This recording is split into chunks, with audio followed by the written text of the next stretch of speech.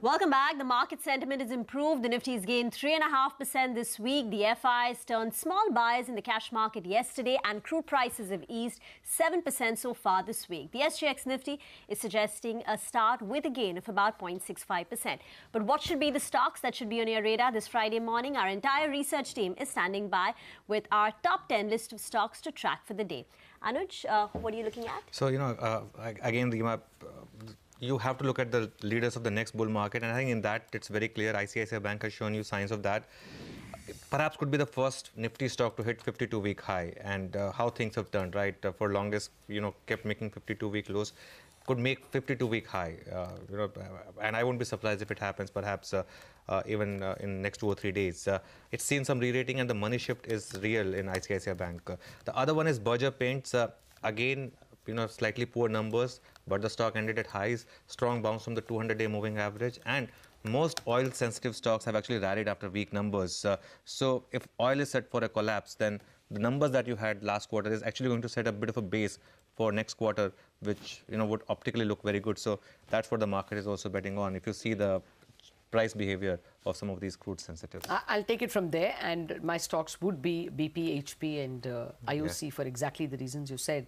And I would add the banks to it. I mean, the public sector banks for sure, because you also have very good GST numbers. For the first time, 1 trillion after March. And March is an unusual month.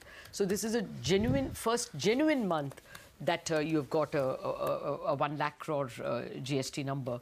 And that can be very positive for the bond markets. That always impacts banks. Okay, I will also look at Bharti Airtel because there is a bit of a setback because the Tanzanian government has disapproved of the company's Africa IPO plans. Remember, the Tanzanian government holds about 40% stake in Airtel Tanzania, with 60% being held by Bharti Airtel. The Tanzanian government wants to have a say in the IPO matters. They want to be treated as a JV partner in the IPO plans. Airtel has responded to the letter sent by the Tanzanian government. They say there has been no change in the shareholding of either Airtel Tanzania or Bharti Airtel Tanzania, and the control of it will continue to be exercised by Airtel as earlier. We are in dialogue with the government of Tanzania for additional clarifications.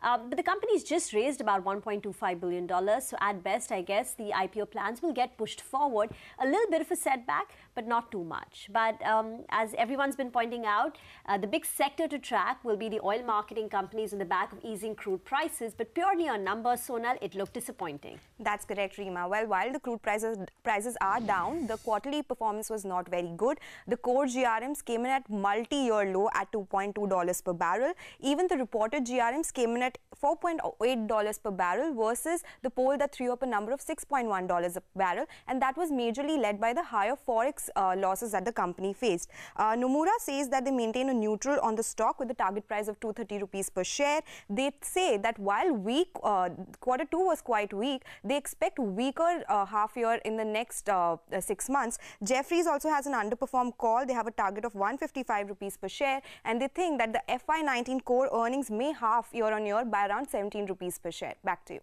All right, Sonal, that's on HPCL, but what about DLF?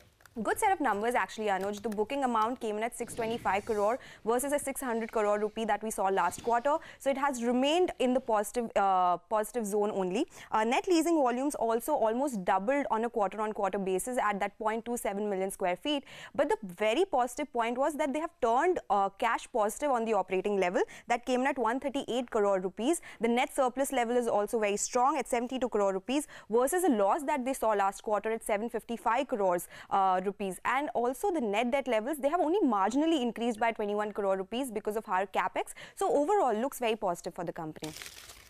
Okay, thanks for that. Positive for DLF. Good to hear that. Anisha, HCC numbers? Well, yes, the company reported numbers, but that's the smallest headline. The big headline coming in from HCC is the fact that they've written off the entire investment of over 1,000 crores that they had in Lavasa. The company says that they're fully accounted for all contingent liabilities and they do not expect any further impact of this subsidiary on the main company. Remember, they had obligations of around 950 crores that they have restructured as well and made it to around 500 crores, and their gross debt has also reduced by around 110 crore year to date. So that's the big headline, that the company has written off the entire investment of Lavasa. So perhaps this overhang and the big worry on the stock goes away and it reacts positively today. Okay, thank you very much for that. Mangalam, Eicher Motors and Hero Motor, how did October look for them?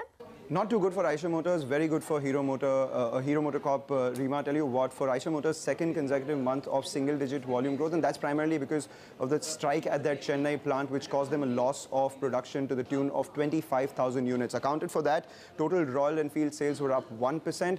What did well was the CV segment for them. So Eicher commercial vehicles moved higher by about 14.3%, just sub 60,000 units in October. For Hero Motor Corp, strong sales seen on a low base. Total sales were up about 16%, 7.34 lakh units. This compares with Nomura's expectations of 7.1.